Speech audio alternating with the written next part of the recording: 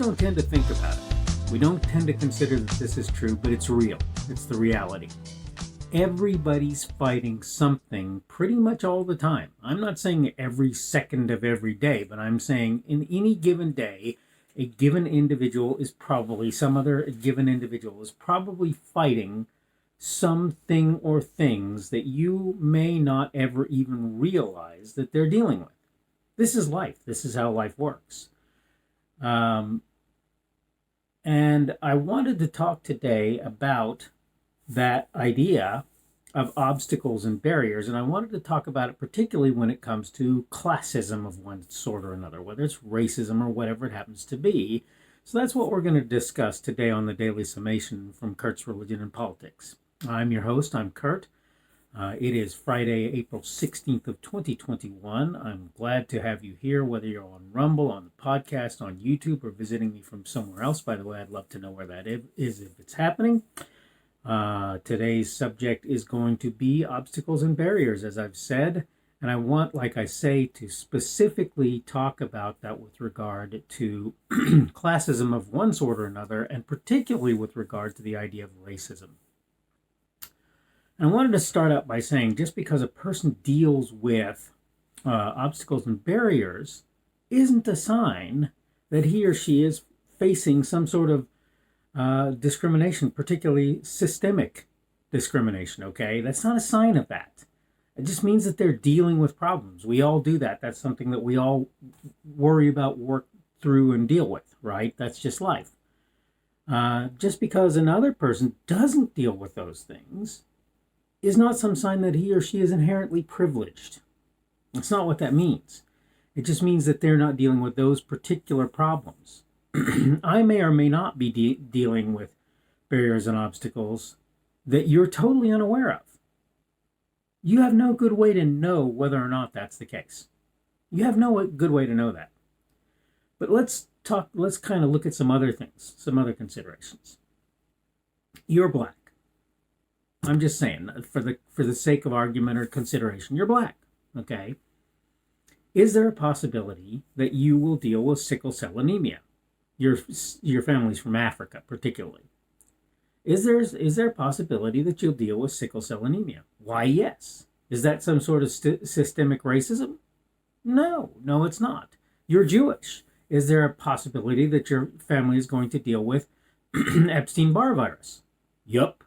Is that racism of some kind? Absolutely not. It's certainly true that there can be something that's an obstacle or a barrier that amounts to racism, okay, in some sense. It's even possible for that to be systemic in nature, though I want to point something out. Typically, systemic racism, systemic classism of any sort requires that everybody be under the same standard. And you might have a few that escape it, but otherwise everybody's going to be under the same standard. And what that means is Oprah Winfrey's aren't a thing. Okay?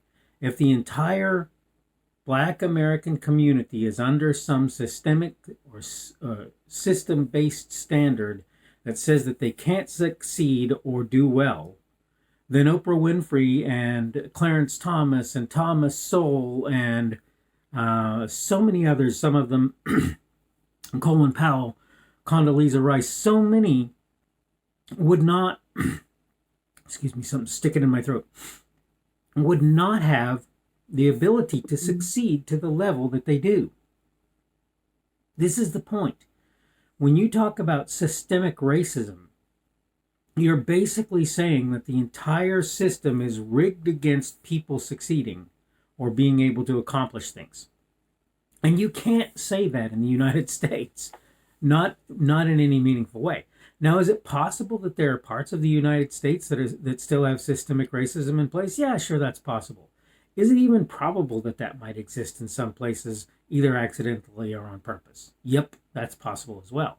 But the point is, to argue classism as a rule, okay, whether it's racism or anything else, is kind of ridiculous when you realize that people are able to succeed who fit within the given class that you're saying is being discriminated against on a systemic basis. Now, keep in mind, this does not mean individual instances of discrimination are not occurring.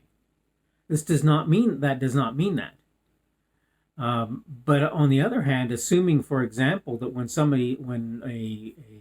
say a black person, for example, gets shot by a police officer, it's automatically racist, is, everything I see says that that's not correct. You can try to correct me if you want, okay? You can try and correct me if you want, but I don't see it. And there's a couple of reasons that's true. Excuse me. Number one would be that the number of interactions in which black people are shot by law enforcement are actually quite small over not just the population at large, but even if you want to carve out those people who consider themselves to be black, whether or not that's reasonable, and that's a subject for another video. But even if you want to carve those people out, when you start saying even thousands of people are shot every year, black people are shot every year, and that's some sort of discrimination. You've literally got millions of people who consider themselves black in the United States, and you're telling me that thousands of them are getting themselves killed. The reality is even a starker contrast. The reality is we're not talking about thousands of people. If you look at what's happened in recent history, okay, I'm talking like the last 2 years, 3 years, you'll see that there are these gigantic riots that well up over the death of one black person. And I'm going, it's not that I don't consider the death of any person tragic, but you can't use the death of one person, two people, 3 people, 10 people, probably 100 people, really likely 1,000 people. You can't use that as a basis for making claims of systemic racism and saying that people are hunting black folks or any other kind of people. I don't care what kind of people. I'm just saying you can't white folks. Change it to white folks. I don't care what you use. It doesn't matter to me. If you tell me that 1,000 or 10,000 black people die a year at the hands of police, I tell you 100,000 white people die or more at the hands of coronary artery disease, for goodness sake, cancer, right? And the point is that is closer to some systemic thing, but it's not systemic on the part of government. It's systemic on the part of the systems of those individuals. But my point is, my obvious point here is this. The idea that we're seeing systemic racism, systemic classism of really very much any kind in the United States at this point in time is a ridiculous one. I'm sorry, it's just ridiculous. If you look at the numbers, there's just no way for you to come to the conclusion that that's even possible. You can't even come to the conclusion that's possible, people. Look at the numbers. I know you want to be emotional about these things. I get it. But the question is whether or not you're supporting or dealing with actual problems or you're manufacturing something on the basis of your emotion. Black people are killed every day by other black people. I don't bring that up in order to try and make the fact that black people are killed by cops, and sometimes wrongly so, go away. I bring that up because the bigger problem is black people killing black people. It's the bigger problem. If you look at the numbers, it's obviously a larger problem. It doesn't mean we stop looking at potentials for discrimination of various kinds, whether they're systemic or not. It just means that we really need to focus on things that are important. And I think right now we're pretty much failing at doing that. So this is sort of my message for you today. Just because one person deals with obstacles or barriers isn't a sign he or she is facing particularly systemic discrimination. Just because another person doesn't deal with such things doesn't mean he or she is inherently privileged. I may be dealing with barriers or obstacles you're totally unaware of. You have no good way to know whether or not that's true. This is the reality. All right, so I need to go ahead and wrap it up for the day. It's getting to be the end of the day for my little video.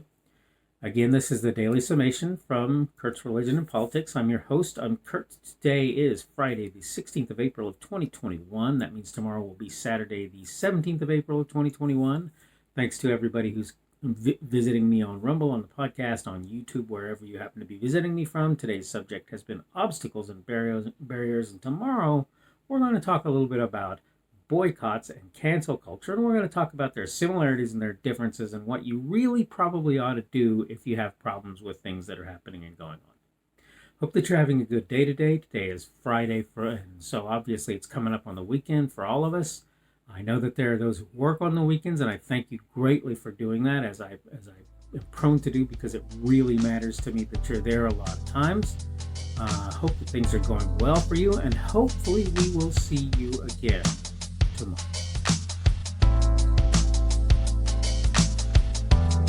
The speaker on this edition of the Daily Summation is Kurt Schubert. This video is recorded on Friday the 16th of April 2021. The Daily Summation is created for Kurt's Religion and Politics.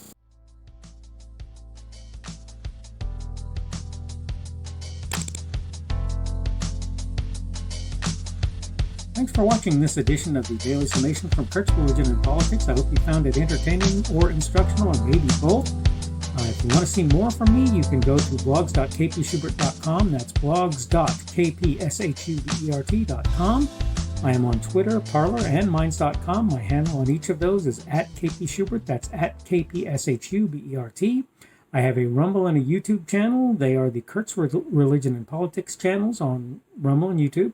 I have a Facebook page. The Facebook page is Kurt's Religion and Politics as well. I am on Patreon. If you want to support me, that's one of the better places you can do that. And you will find me at Kurt's Religion and Politics on Patreon. I have a podcast. The podcast is podcasts with an S.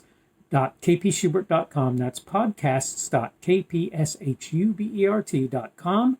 I think you should be able to find me with relative ease on Apple Podcasts, Google Podcasts, and Spotify as well. The best way I find to do that is to look for Kurt's Religion and Politics. You can try to use the Daily Summation. I find that it doesn't work as well as a general rule, but you can always try that. I'm glad to have you aboard today, and hopefully we will see you again tomorrow.